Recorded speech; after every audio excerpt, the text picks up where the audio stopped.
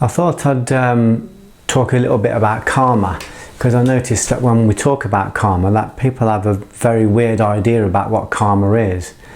They think of karma as retribution, as a punishment for the things that we've done wrong. Our karma catches up with us. Oh, it's his karma. Some people believe in karma. I obviously believe in karma because it's scientific and I've got proof in my life, but it's just basically cause and effect. Or reciprocity, the reciprocal universe. Other people don't believe in karma because they don't see the evidence of it around them, even though the evidence is everywhere. The evidence is everywhere around you. Can't hide from the evidence. If you overeat, look in the mirror, you'll see the result of karma. You'll see the result on your body.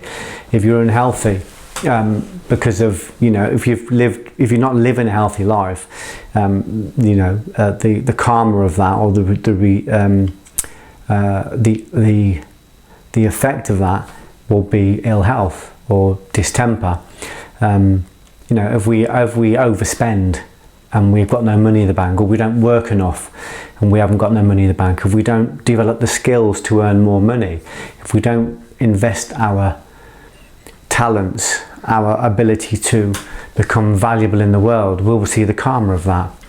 So when I was working in factories, and earning a menial wage, doing a menial job, that was karma. That was me working in a job, which was the result of my education and my training and my beliefs. So my education, my training, my beliefs were that a factory job is as good as I could get. So I used to sit in this factory job and think, how can I make more money? How can I get out of this? How come people earn a lot more money than me? And why am I struggling every month? So for me, the karma was, if you imagine that the cause is your education, and the cause is, the skills you've learned. So I've learned some skills, and those skills are the cause. The effect will be I can go out into the world and use those skills. If I learn skills as a bricklayer, I can use those skills to earn more money than I could if I was working sweeping floors. So karma is, people have this idea that karma is about retribution and about punishment. It's not. It's just saying that what you give out is what you're going to get back. Everything is karma. What you eat, what you drink, what you ingest, what you inject, what you smell, what you see, what you touch will create a cause that will have an effect. So my impressions, my influences, the people around me are karma. If I'm sitting listening to negative people, that's the cause. The effect of that will be I'll probably go home and feel very negative myself. I might take those beliefs in. I might believe those beliefs. I might live according to those beliefs. Someone's sold me a story. They're a storyteller, so they sell me a story, and I believe that story. So that's the cause, and the effect is I go out and live that story.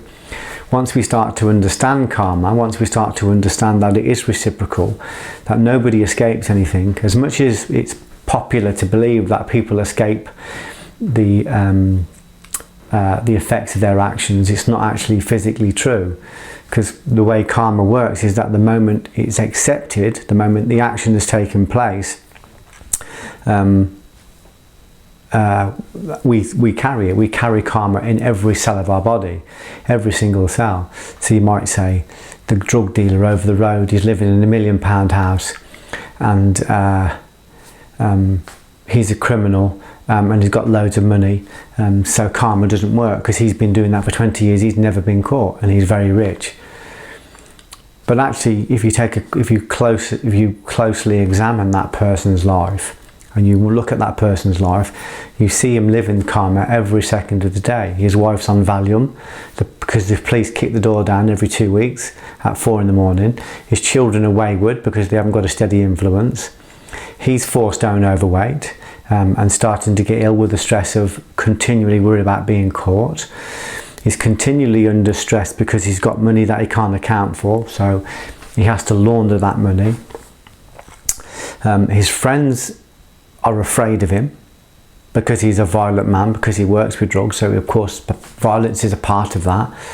So they're all actually, he thinks they love him, but they're all afraid of him. He has no loyalty from them, no trust from them, because he hasn't got any loyalty to himself or any trust for himself. And when his friend finally, tells the police about everything he's done, he'll say, I can't believe that I couldn't even trust my best friend. But why would you trust your best friend when you don't trust yourself? And why would you look for roses when you've only planted dandelions? So karma is it can be everything. Everything we do is karma. Everything we do as a reciprocal response. So if we eat healthy, then we'll keep healthy. If we have our thoughts healthy, then we'll keep healthy. If we have our thoughts prosperous, if we invest our talents, our seminal energy, our soul in developing ourselves, we can create more wealth in the world if we want to. Nobody has more than anybody else. There's a belief at the moment that the rich take from the poor. The rich have more than the poor. But actually, everything is available to everybody. Everything is available to everybody at any time. They don't know it, and our job as a teacher is to try and educate people and say it is available for everybody. So if somebody's got more, people think that reality is like a cake, and that if somebody takes a big slice, it leaves a smaller slice for somebody else. But actually, it's an infinite cake. Because money doesn't exist, it's a perception, and perception has no boundaries. So if someone has a big piece of the cake, it doesn't mean that there's less for everybody else. There's an infinite cake. We can all have as much as we want, providing we develop the skills and the beliefs and the experience to go out and do that. So the job is not to say he's taking more and leaving less for everybody else. The job is to say that money doesn't exist, it's a perception. Money just represents an exchange of energy, and we've just got to get better at, or an exchange of energy, an exchange of products, an exchange of services. But it's infinite, it's there. Pretty much, whatever you want to do is possible. Your karma can stop you from doing that. And your karma is what you've been taught, what you've learned, what you've been schooled. So your beliefs can stop you from accessing abundance. They took abundance from abundance, and abundance still remained. It's from the Upanishads, from the Vedas. It says that there is an abundance, and if you take abundance from the abundance, abundance will still remain because it's infinite. So if somebody's got more than you, it's just because they've learned to access it, they've learned to use their skills, they've learned to use their seminal energy to create more. But I mentor lots of guys who are hugely wealthy. They don't really, the really, really smart ones, eat less than probably most people. They have less than most people. Most of the money they've earned goes out into keeping people employed and building an industry. I'm not saying that, they don't live in a bigger house or they don't drive a posher car, but once you've had a big house and a posh car, that's not it. You can only sleep in one room at a time. You can only stay in one room at a time. It's only a building around space. We just put bricks and mortar and windows around space, but space is infinite. We've got as much space as we want.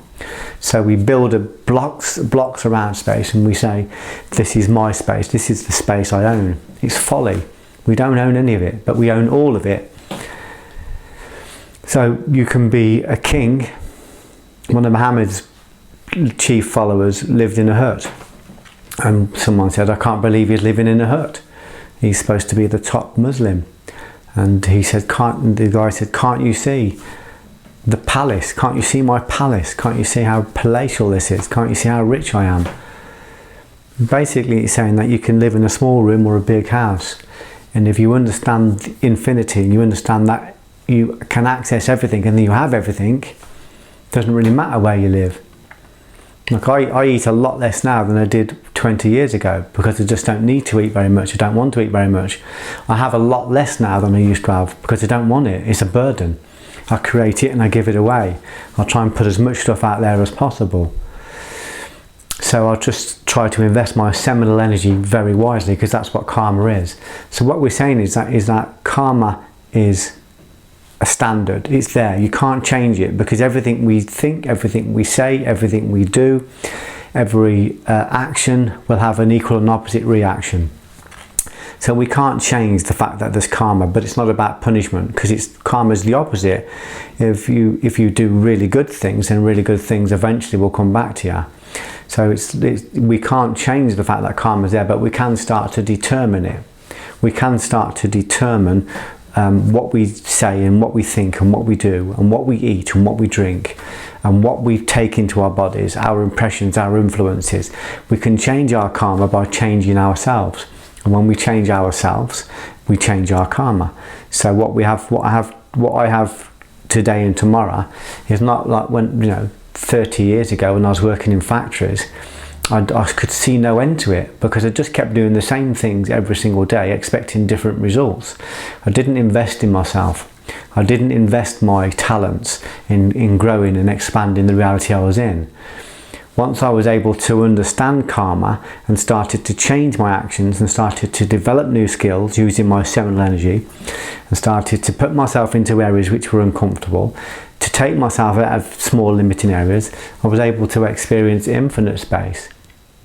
So then the world really is your oyster. Then you can go anywhere you want. You can do anything you want to do. So karma is something that you can take. You can have a hand in right this moment, at this very moment in time. There is a collective karma, what they call the weird, spelt W-Y-R-D-E, the weird. There is a collective karma, and sometimes things will come into our life that are part of a collective karma, but we still have the choice about how we react to that. We still can choose how we react. So if somebody else's chaos interfered with my life, I can choose how I react to that. I can make something from that chaos. I can stay in the center of that chaos with my developed eye wall. It's something that's worth studying a little bit more and challenging a little bit more.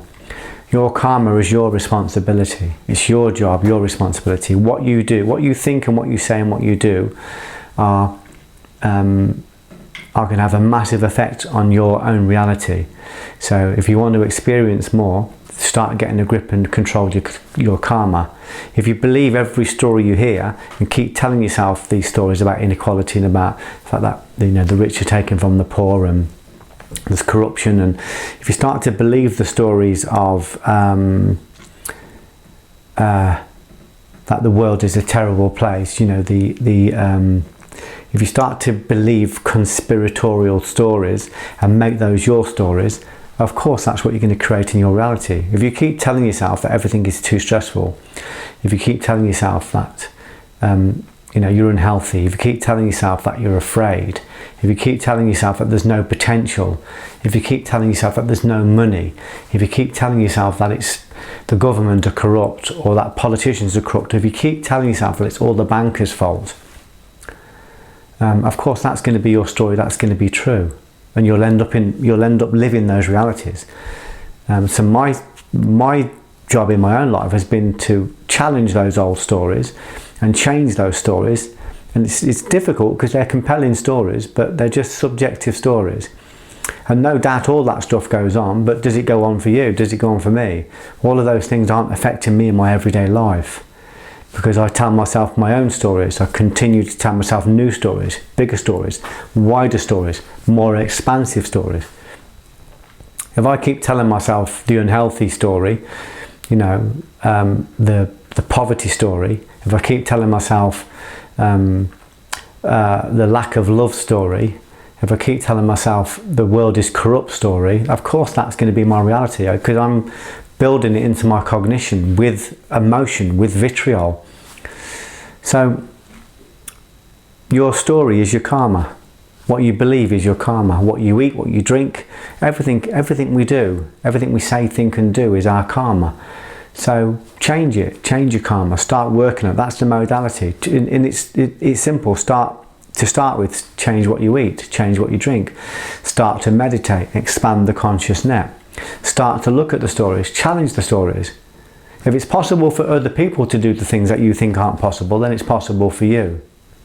Of course it is. Of course it is.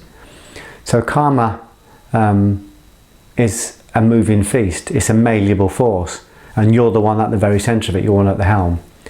Don't fall into everybody else's karma. Don't fall into everybody else's story. Start telling yourself better stories, your own stories.